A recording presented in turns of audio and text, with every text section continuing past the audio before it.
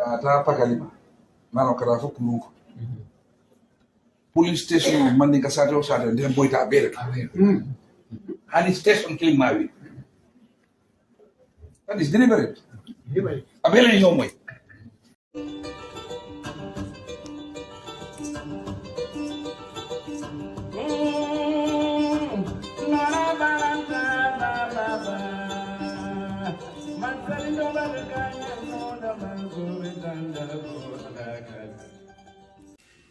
Assalamu alaikum bade wono ngamo be konton wato nal konton wala hanibi anal bade malan Suleiman Cham bi ngami sotale wala mo UDP la youth president menkita aji suaneti nselamo aji suanela ala banke wata. Aji, welcome back to Coffee Time.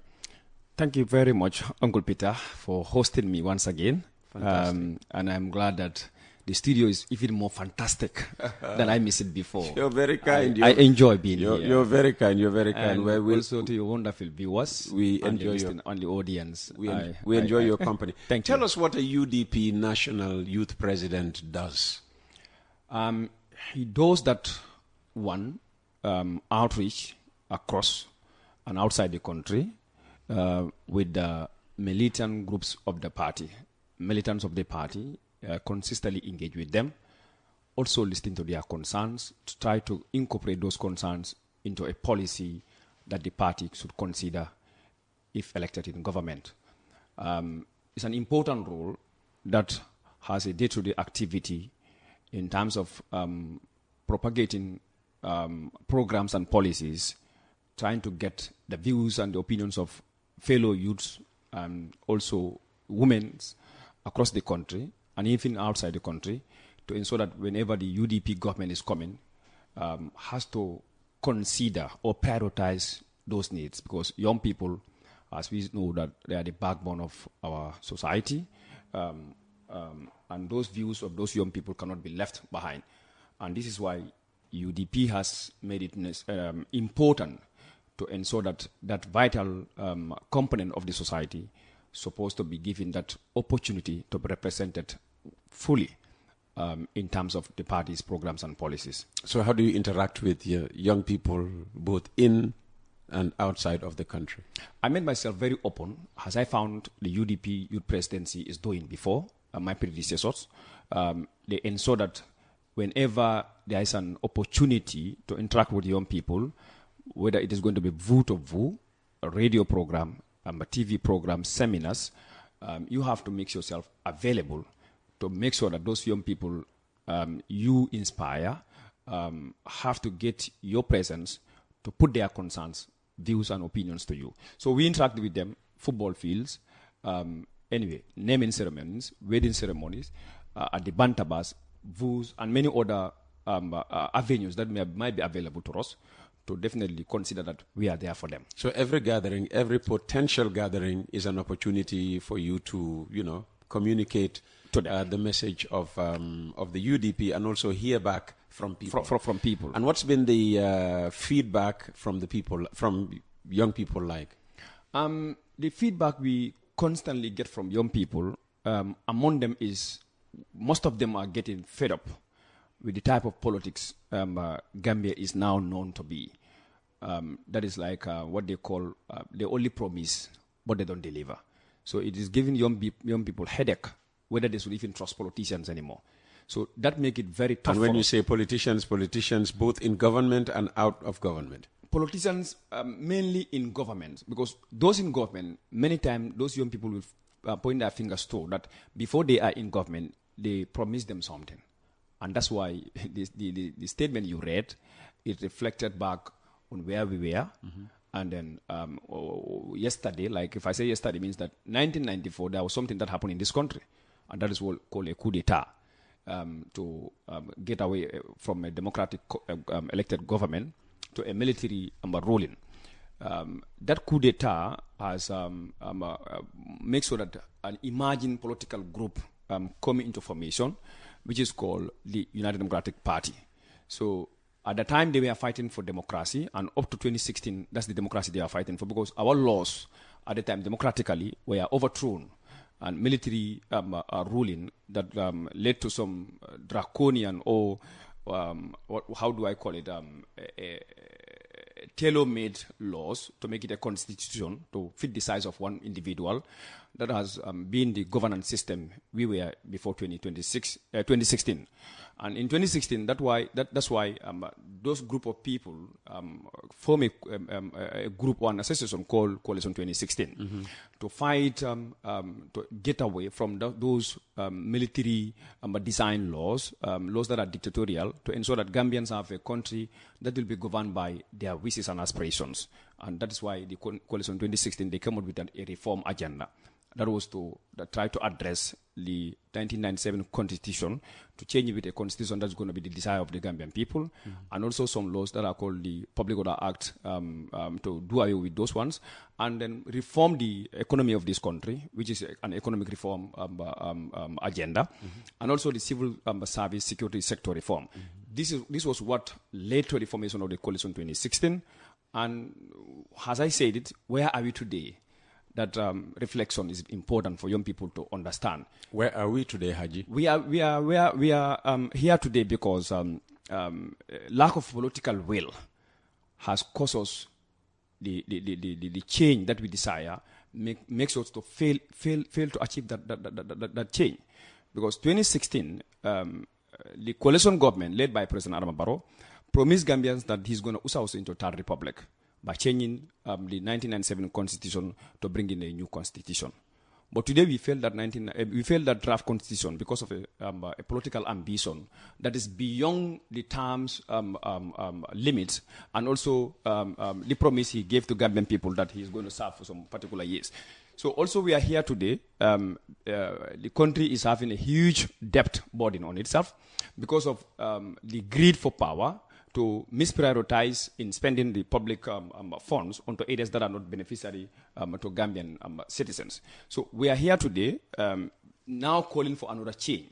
And that's why I said, where do we want to be? Where do we want our country to go tomorrow when we are making another change?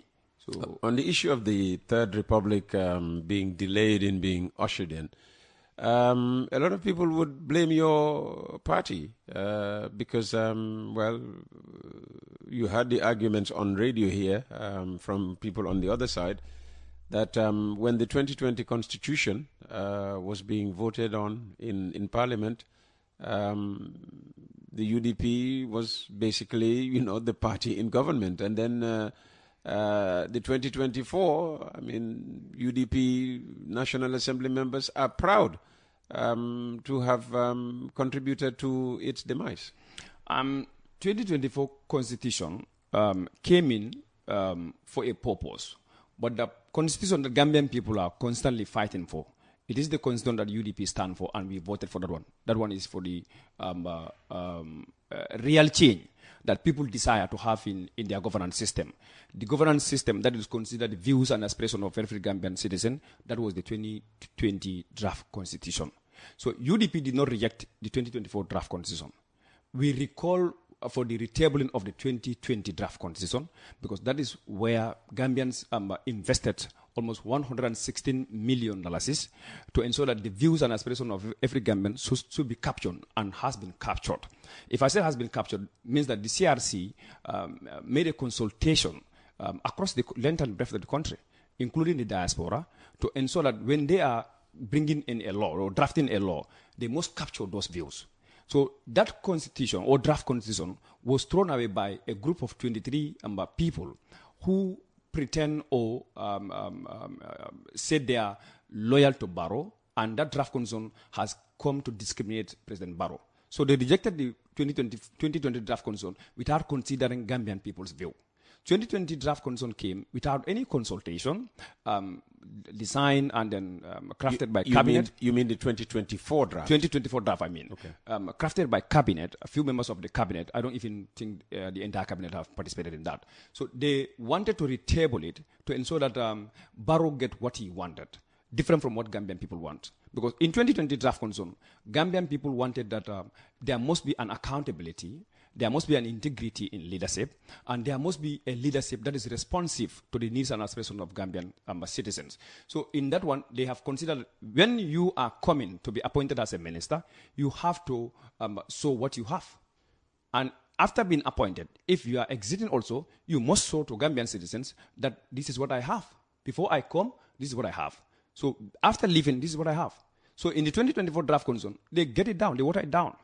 In the 2020 draft concern, Uncle Peter, you know that what we are going through today, there is a portion that's very important. That is to ensure that free education has not only been the desire of the government, but it's a constitution that the government will be respecting. But they get it out there. They do not respect it. Parliamentary is a very fundamental pillar in democracy.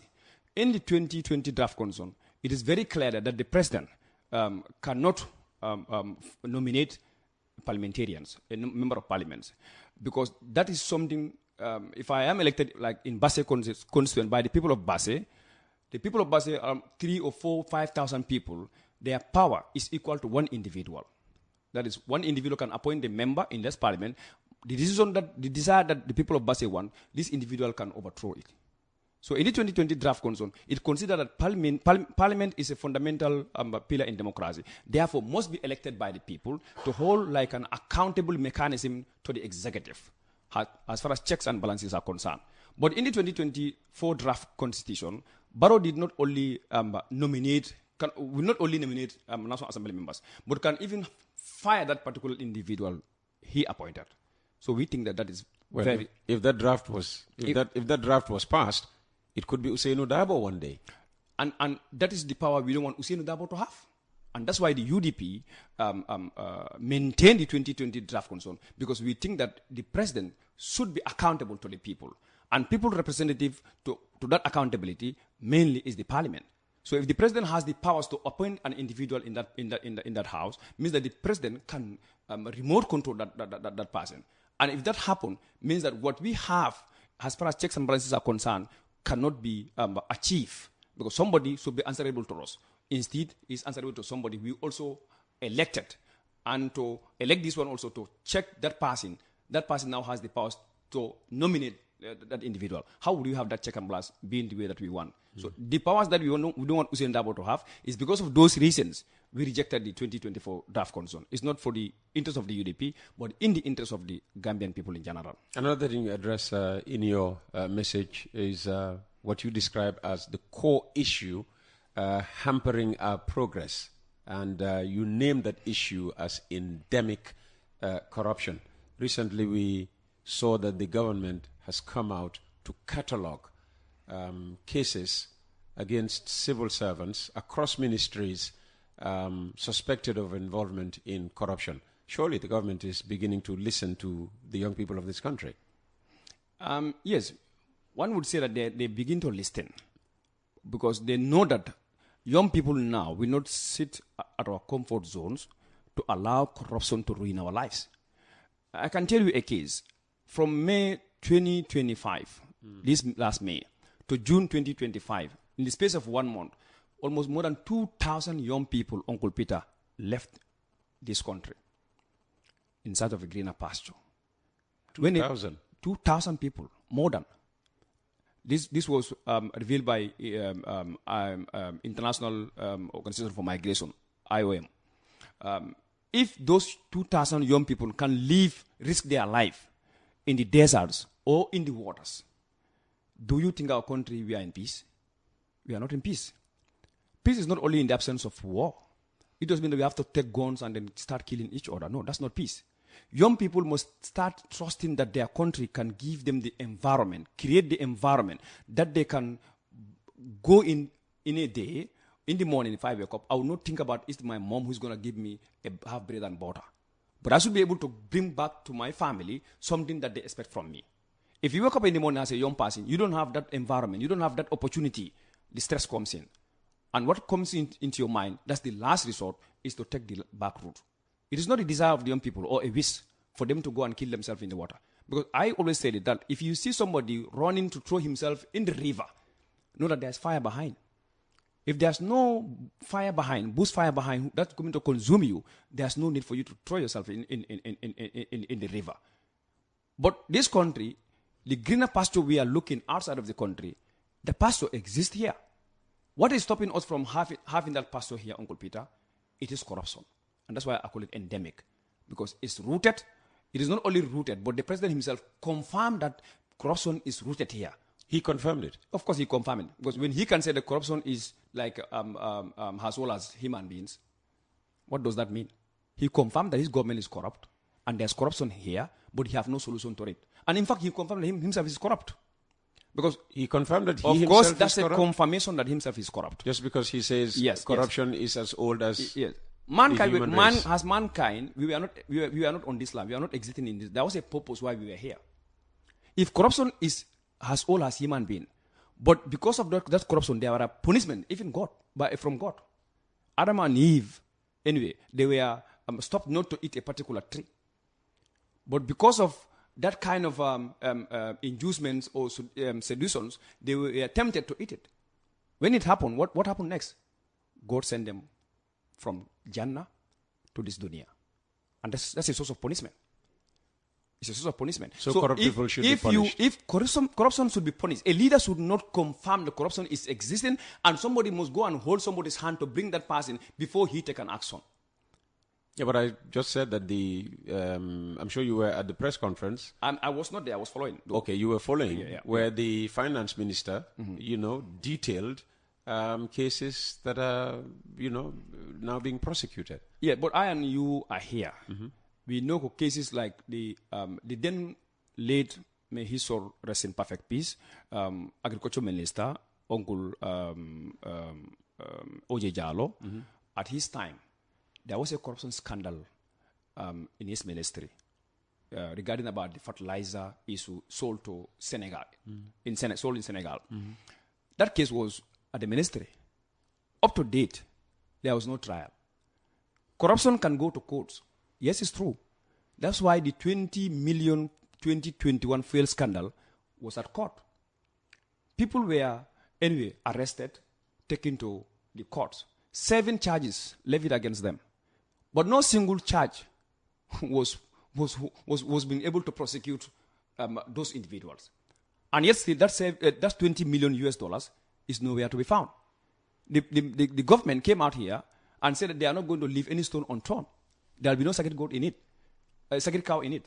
So they said from the spokesperson's own tongue, said they are going to institute a forensic audit to ensure that wherever those funds went to, whoever is involved, the person is not going to be left free. They'll be prosecuting them. But since 2021 up to date, nowhere to find that case. So if they said that cases are at the court, so we don't have any option, you can take a case to the court, but is there any will to prosecute that case? It's just to please our face. It's just to tell people that justification that we take it to the court, so the courts have their powers to do so. But the court cannot just prosecute somebody without you providing the evidence. You must provide evidence, and those evidence, you know that you yourself could be conflicted. Will you provide them? You will not provide them. And that's why that 20 million fuel scandal, 2021, that huge fuel shortage still went unaccounted for. So the 70 children case about that acute kidney injury issue, it is the parents whom take it upon themselves because the government was not willing. The government was trying to bribe them. Instead of trying to find mechanisms of accountability, they tried to bribe the parents. They call it compensation. They were trying to compensate. I call it bribery. Don't talk about it. This is Allah's will. So when Allah wills something, nobody does anything about it. Nobody can do it. So now we, as government, we want to please you with this thing so that we leave it to Allah. Because we are doing this and that and that. So the parents were aware that the government is not having the will to pursue this case. Parents taken upon themselves to take the matter to court. So, and that's why you had the justice minister trying to say, if citizens want to go to court, they go to court. So what can we do about it? We cannot do something about it. Yes, the citizens want to go to court because they see that you, the person who's supposed to stand for them, you are not standing for them. And they do what is right. That's to go to the court. So if they go to the court, now it's no more a criminal matter there. It's a civil matter. Instead of the government taking an initiative to make it a criminal matter, they deviated. They're trying to slow down the process, saying, this is government, it cannot operate like a private company, stuff like that one. That's not an excuse one can take as far as governance who is willing to fight corruption is concerned. Yeah, but you'll admit that the government cannot force the judiciary to speed up a case just because maybe you don't need to force the judiciary. You only need to try to provide the tangible evidence that can prosecute a case. There will be no delay in the cases. But you cannot bring a case, even to have a witness, you cannot provide it. And the witness is supposed to be provided by you and is with you. How would the court also take an action? There will be always adjournment. Okay, this happened in what case? Where the government was to provide a witness, had the witness and didn't want to produce the witness. You know the Gambia Tourism Board ecologist case. Yes. You know that they went to the court. The case was simply struck out because government was not forthcoming with witnesses or respecting anyway to present evidence to support their case. So simply because of that reason, the court have no decision, have no other option but to throw the case out, and the case was struck out based on those reasons. So there are many cases that will be taken to the AG chambers, but the cases will stop at AG chambers for conspiracy theories, I call it. Police will provide them, take it there. You ask them, they say no, we take it to the AG chambers for advice. But the case will stop at AG chambers because AG chambers will say, we have not seen enough evidence to prosecute this matter. The AG chambers, the AG, Attorney General, Minister of Justice is appointed by the President. So if he did not want any case to proceed, he will not go. Oh, okay. So a UDP government would change that arrangement. And that's the zero tolerance for corruption we have. And that's why we always call for not only for the enactment of the anti-corruption bill, or not only a mayor formation or establishment of the commission, not only appointing people who has faces of the commission, but to ensure that Gambian people's butut, wherever it went, they will be accounted for. Okay. That is what we call accountability. So UDP government stand for accountability, and that's why you always hear these names against Hussein Dabo. People think that they hate Hussein Dabo from nothing. No. Some people hate Hussein Dabo because of those reasons. Because they know that he cannot spare a butut that belongs to the public to drop in an individual pocket that doesn't go to the public. So he will stand for it, even if that is going to cost him. So sometimes that's the senior campaign. You had people driving against him, that Hussein Dabo cannot be this, should not be that. If he come, he cannot compromise. But no, because he cares about this country. And that's the UDP stand. And Haji, we saw a lot of protests in our streets by young people, and some of them you were involved in. One of them actually was organized by the youth wing, which you head of the UDP. Remind us again what you were fighting for. Uncle Peter, yes, there were a lot of processes recently, and it's true. They are all processes that are definitely important, because if government continue to ignore the concern of citizens, always you will see protests. And there will be protests in scenarios of not even applying for permit, because frustrations, one cannot continue to sustain them at your home. You will protest even without permit? If it is necessary, yes, of course I will do it. Yes, if it is necessary. So we protested because government has taken an initiative calling it Overseas ID Card is One scheme to Gambian citizens. For us, when we look at the scheme, we thought the government, under the current laws, have no power to do such an activity outside of the country. If you want to issue an ID card outside, there is no way that government can do it without fulfilling those legal mandates. So that is why we wrote to the Gambia Immigration Department in May, because in April they went to Mauritania. When they went there, they raised reasons that there are Gambian citizens there who are there, they need support, they need help, they are in trouble. They raised so many reasons. But for us, we stand that yes, every Gambian citizen's right, it is their right to have documents, and supposed to be done by the Gambia government. But in as much as you should give Gambian people or Gambian citizens those documents, there are also processes and procedures you must follow.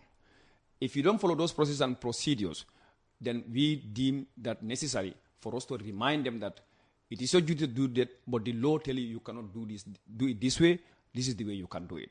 They did not respond. The only response we get from the GID is to redirect it to the Ministry of Interior, which we also reach out to. But up to August, the Ministry did not call us, neither do they respond to our letter. For them, they said they did not anyway receive any letter from us or from the GID concerning about the issue we raised. We think that the government has ignored the concern because there was a press conference that your radio, in fact, attended or covered. That is Gambian ID card scheme, a great concern. I led that group, and I also dropped a letter to the minister through his secretary. But that letter also was never been addressed to, never been responded to. So we think that now it is necessary that, because since that documentations are also having relation to elections, and documentations are also related to the security of citizens, has a party that is thinking of being in government sooner, inshallah, should stand and protect the integrity of that document. And that's why we submitted a permit for procession to raise a concern collectively to ensure that government should know that it's not only coming from Haji, but there is a group of people who are also concerned, and their concerns must be listened to, not only be listened to, but should be addressed. If we think that we want a country that's supposed to be entering in 2026 election in peace, pre-election peace is important to be considered. Post-election also peace is very important to consider. So we cannot have this peace without having fair, transparent, equitable elections for all political players. And we think this scheme is not in the interest of Gambian citizens, but in an interest of one individual party or a group of people who think that they can manipulate the system through these kind of schemes. That's why we protest. Manipulate what system? The electoral system. They wanted to, for me, I think they want to manipulate the electoral system. They want to inflate it in their own way, in their own desire. And then when what they're giving out are ID cards, not voters cards. Yeah, they cannot give out voters card at this particular time. And they can only give ID card for one to have access to voters card. If I say they can only give ID card, means in those countries today as we speak, without being because they're not transparent with the process. So they can only use ID card scheme as an excuse. But the ultimate goal of the project is to end up giving voters cards. Okay. Can they give voters cards outside? I thought that's one of the issues with diaspora voting.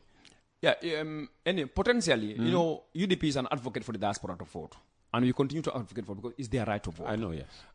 We stand with those people in the diaspora. If you can put almost 31% into the GDP of this country, why not you have the right to vote? But even if you cannot put a single butut, it is your right as a citizen to vote. So, but in doing so, government should be transparent with that process. In 2021 election, I think some people challenged this diaspora voting, and the Supreme Court ruled in their favor that diaspora have the right to vote and to be voted for. So if diaspora had the right to vote and to be voted for, IEC did not give us any legal challenge. The only reason they gave us at the time is that there's no sufficient funds to be able to go with this diaspora voting. But recently we've seen that the 2019 election bill, after the rejection of the Barrow 2024 draft constitution, so the MPP and allies, they rejected a clause called Clause 14 in the 2019 election bill that the diaspora cannot be registered because there are some challenges in the constitution. The diaspora is not demarcated as a constituency, therefore they cannot be given the right to vote. For us, which we think that is a flimsy excuse, it's just like trying to deny people their fundamental constitutional right because you don't trust that they are going to vote for you. And in that sense, we advocated that diaspora must vote, and that clause must be reinstated back into the 2019 draft constitution. So the pressure, I know, is not coming only from the UDP. This is a push back from Gambian citizens, concerned people, including some of them are even in the NPP. Now the pressure, I think that it has reached to the international community, who are also forcing them. Now they have no excuse. Who in the international community? I cannot name any person, anybody, but there are partners in the international community that are partners to the Gambia, that support Gambia financially, in budget, and on many other things. So if the government is saying that money is our issue to deny Gambians in the diaspora, I know there are partners who are concerned that no right is supposed to be violated because of money. And for that reason, some people might try to give the support financially for Gambian diaspora to vote. So if that is tabled before the government, they have no other excuse. Now, the only thing they can do, if they don't trust the Western diaspora, how can they use their means to ensure that diaspora in Africa should also capitalize in that one to inflate the voter role in the diaspora. Whenever diaspora voting is coming on, they will now say that, yes, we have an equalizer. And that's the point we have seen. We think that if they should do that, they should be transparently communicating that, yes, diaspora voting is coming. The government is going to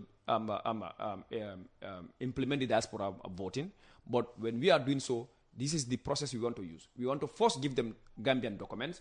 And in giving them Gambian documents, this is the document, and the document we are giving them, register them so that the numbers of the Gambian in the diaspora can be known to every Gambian citizen. So that whenever elections are coming, every player in the political field has prepared to do what you can to ensure that whenever they are voting, we all have the equal say to make sure that our policies and programs can convince them to vote, and make sure that that system, when registering, is not inflated with illegal voters. But when you do it behind the scene, I did not know. So with only the name that you want to help Gambian citizens, then that begs the question to ask you, what is going to be the effect of a Gambian ID card in Gabon? What can a Gambian ID card benefit a Gambian citizen in Angola? What can a Gambian ID card benefit a Gambian citizen in Congo? Because I was in those countries. I know a Gambian document like ID card is irrelevant to any of their processes. You cannot go to the bank and make any transaction. In fact, even Senegal here, you cannot go with a Gambian ID card and do any transaction with it. They only ask you a passport. So if you go to Gabon today, you want to give Gambian citizens, anyway, to you, Gambian citizen, an ID card. That ID card cannot give that person a residential permit of Gabon. Cannot be a requirement. It's not even a requirement. The only requirement there to ensure that a Gambian citizen in Libreville, to enable him to travel from Libreville to other parts of Gabon, is a consular card if the person is not having a passport or a residential permit.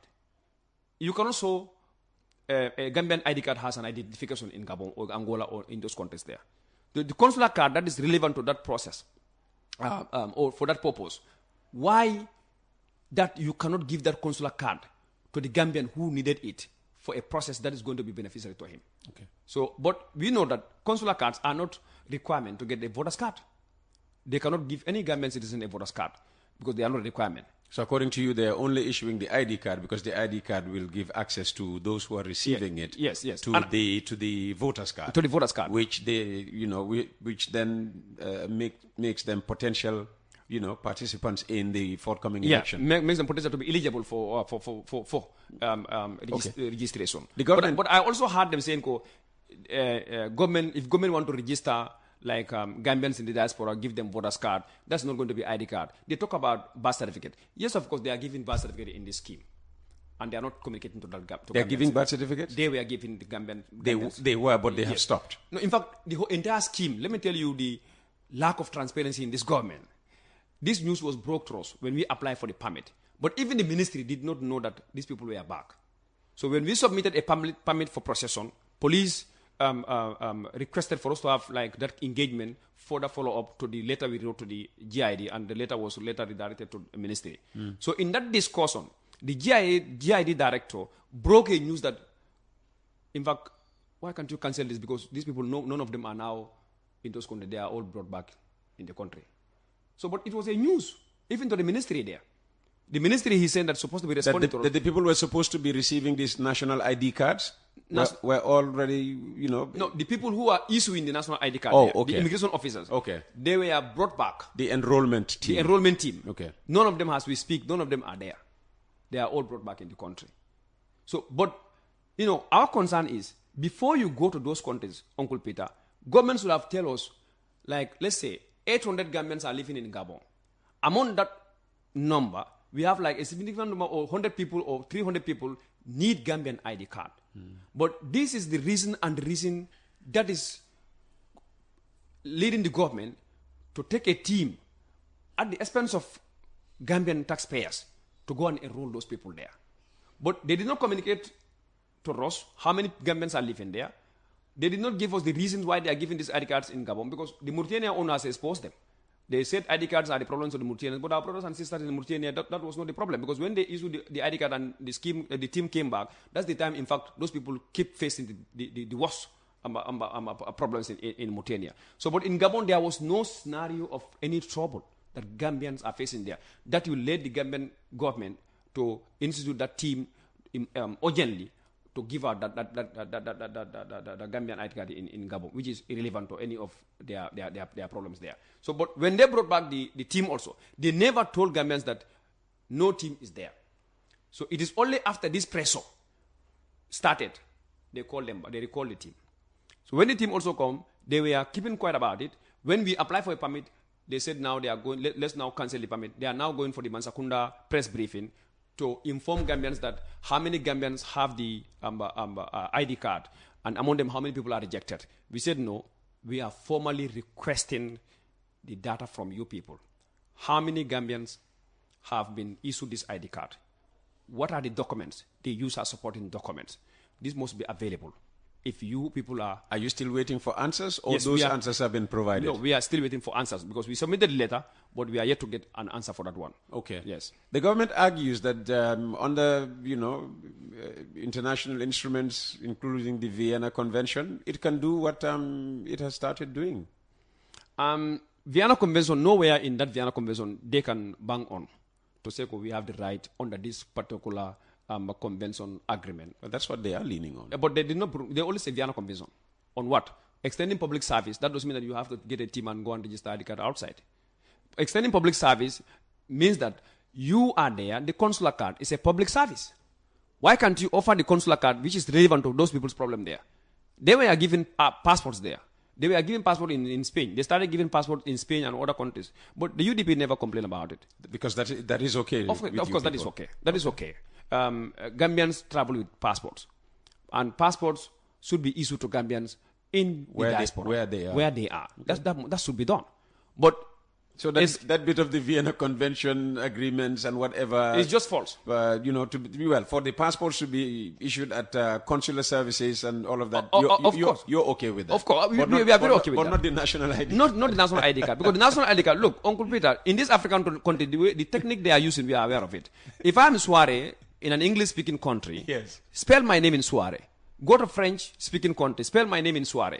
Go to Portuguese-speaking countries, spell my name in Soare. You would see the difference. And a Portuguese citizen or a Malian citizen, a Guinean citizen will not surrender their passport, national passports, for a Gambian passport. So if you go to those countries, that they all go there, we all gather there. Like you have the Guineans, you have the Malians, you have the Burkinabes, you have the Beninois, you have the Nigerians. We are all based there. But you have Kamara in Mali, Swane in Mali, like the way you have Swane in Mali and Suare in Guinea. When we gather in Gabon... I used to call you Swane. Of course, really, no. Until you read it. Yes, my family name is Swane. This error occurred in school time. When you write it with an R, but you pronounce it with an N. Yes, no, it is pronounced officially on the paper, Suare. But if you go... That's what I'm saying. So yes, on the papers, you write it with an R. Exactly. But then when you speak it, it's N. It's Swane. It's N, yes. Yeah. Oh, yeah. So when you go to Guinea, this is what you find there. The Swanes. But the spellings are the differences. So if you want to go and give ID cards, passports to those people, in Gabon, it is easy with Malian passport to have Gabonese documents. If you want to have Gabonese residential permit, or if you naturalize in Gabon, it's easy with Malian passport or French-speaking passports. They will never surrender their Malian passport for a Gambian passport there. But if you want to have them registered for election, and they are friends to me in Gabon, I am a friend there, he is a Malian, I'm a Malian, but we live together there, has people from West Africa. So now that we are coming to have election, I can simply convince them, go, take this ID card, we want to go in election so you can vote for us. Any other thing that is on top of it, you and him knows what you are going to do there. But that ID card is purposely, I can tell you, confirm it here, is for electoral purpose. Okay, let's move on. We will be getting the Minister of External Affairs later this week on Thursday. So government will be in a position to respond to that. Another issue you raised during the course of the protest was the election deposit, which has been revised upwards. surely if you want to be president of this country, I mean, you have to show that financially, you're okay.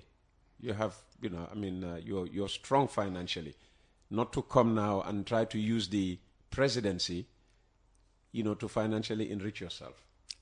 Although people will say, well, it doesn't matter. You can be a multi-billionaire once you are, corruption-minded. Your hunger for additional wealth will know no bounds. But what's the reason of the UDP youth wing or Haji, who is sitting in front of me, to not want the election deposit for president to be raised to $1 million? Thank you very much, Uncle Peter. You see, Gambians have to understand that integrity is not judged based on wealth. One's competency is not decided by money. One's moral compass is not determined by money. I could be very poor, and yet still your millions doesn't take me to do things that can jeopardize the interests of the collective masses. Barrow was very rich. Before I come to that particular question you asked, he was very rich before coming to power, according to him. He have millions in his account before he was elected into power. He have several landed properties before he came to power. But it doesn't stop President Barrow from kidnapping, I call it, or hijacking a state property to be changed into his name.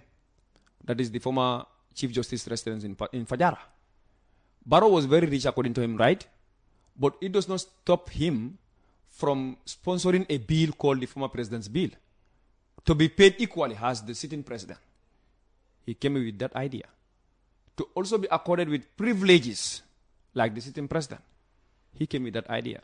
So all the millions he was having before being in government, it does not give him the courage to stop working with people allegedly being involved or being suspended or being banned for involving in corruption. He hired them back. He in fact sponsored a bill called the Commission of Inquiry Amendment Bill to rehire people who were... People like who? Of course, people like Mahmoud Sabali, his presidential advisor. People like Nyoguba. The Jana Commission recommendation was very clear on them. But Barrow rehired them back because of greed for power. So we think that Section 26 of the 1997 Constitution is very clear. Unreasonable restrictions cannot be like a justifiable reason for one to say this is why we want to have Uncle Peter as president because he is rich. But Uncle Peter is very poor, then he cannot be a president. When Uncle Peter's integrity, his competence is more value to the Gambia than the person who is a multimillionaire. So for us, the Constitution is very clear. You cannot use on reasonable reasons to restrict people from participating in public affairs.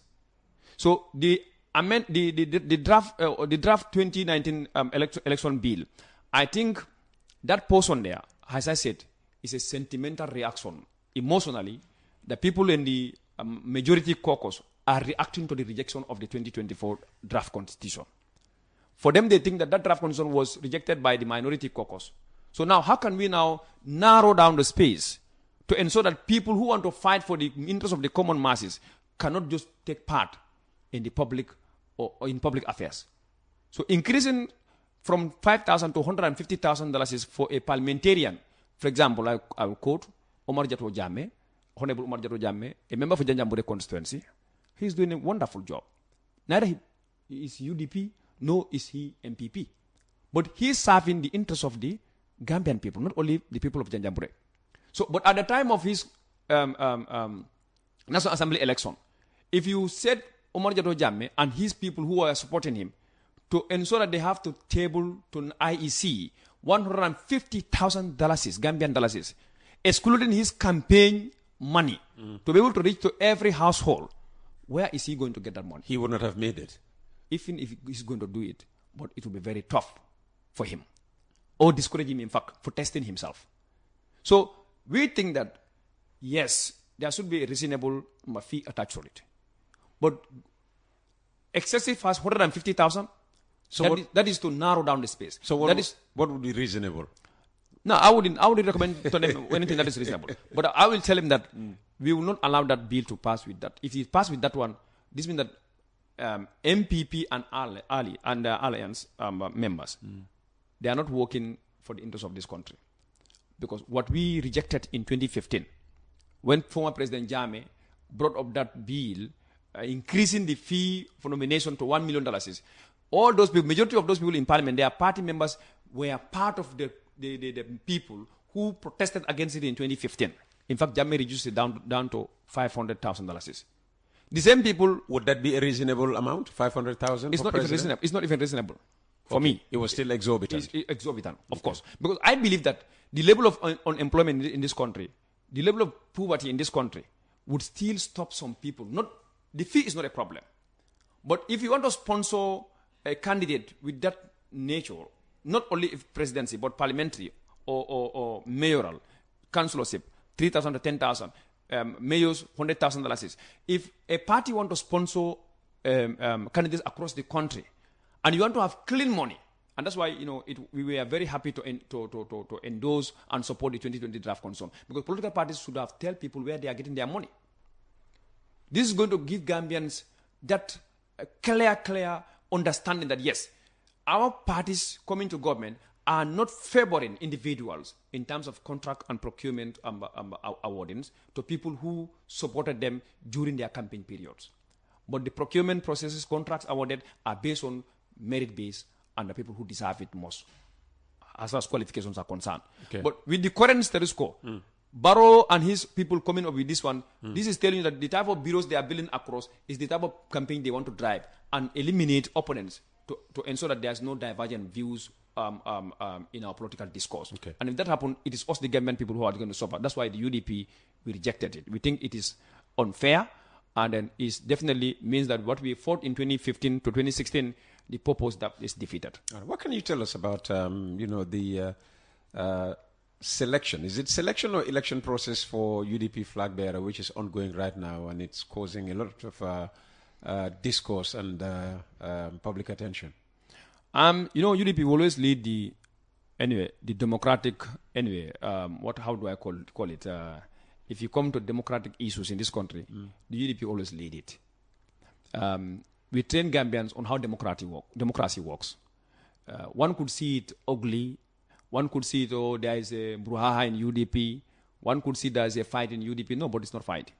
We open something to the public that you own it. And if you own something, you have to participate. So this selection process is a democratic process UDP has been doing. And that is why the process this year also is not an exception. We did not only say we are going to select a flag bearer, but we open it for a public debate. And that's the debate you are seeing going around. People are expressing different views, different choices. Give us an update. Who has applied so far that you know of? Of course, you can only share information you know. Anyway, I know that Mr. Dabo has applied. The party leader? The party leader applied since on the 26th, 6th of this month. No, last month. Okay. Today we are on the 2nd. We are in September, yes, already. September, yes. 26th of August, he submitted his application. That's Tuesday of last week. Yes, he submitted his application. Yesterday, I also heard that Mayor Bensouda also applied. And then I think there will be other applicants also, but I have not seen any other name coming. But these two names have been captured by the media, credible media houses. Although I'm not in the position to speak for the party on that, I also rely on the media that I saw that they might not publish something that is not authentic to them. The letters are addressed to the national president, and I have no access to the letters. I don't know who apply or who doesn't apply as an executive member. But as they rely on those information outside, I can also rely on them and say that Mr. Labo has applied since on the 26th, and Mayor Benz would also applied yesterday as well, going around. And when is D-Day? The D-Day is on the 10th. That's when we will know. Inshallah. Wednesday of next week. Inshallah. The public will know exactly who is the flag bearer of the UDP. And I can tell you, the competent one, the most capable one, with the political will to change the status quo. I talk about the laws of this country that we fought in 1996 to 2016. They are still unchanged. What causes is lack of political will. I talked about the economic reforms in this country. What has stopped us? World Bank last week has come up with a revolution that, look, Gambia, the debt burden is too high on us. We must prioritize and reduce unnecessary expenditures. We must size it. We must, spend based on our size. We must be prioritizing on productive sectors. And that is the type of candidate with the political will, the consistency in politics, the fight the person continue to do in the struggle that Gambian people are fighting since 1996 to date. That's the type of candidate among the applicants we're going to bring. We are not going to give Gambian citizens anything that they could get. Among the applicants, anybody who is selected, Uncle Peter, trust me, the person will serve the collective interest of all Gambians if elected president, inshallah. The person who is eventually going to be elected, will he be guaranteed the total support of every UDP supporter today? If those UDPians believe in democracy, if those people believe that democracy is about different choices, divergent views, and dissenting opinions, if those people know that UDP came a long way, in fact, 2023, we have exercised this process, this activity. 16 applicants applied from West Coast region. 1 was selected. The one that was selected, all the rest rally behind the person, campaign vigorously to ensure that UDP and Gambian people wins. And that has happened. So there's no difference for this one also. Like I said, democracy is a process. And democracy talked about transparency. Democracy talked about choice. And democracy talked about views that are going to be divergent and opinions that are going to be dissenting. So if these principles are respected as the core value of our today's democracy, I believe any candidate that is selected, no UDPian will go against it, because it is in interest, as I said. How do we get these laws to be reformed? Who is the suitable person? How do we get the economy of the Gambia to cater and be justly distributed among Gambian citizens without being biasness, without being favored, without just misprioritizing in spending it? The type of caliber who suit this thing is the person who will be selected. And I believe the person will deliver to expectation. Fantastic.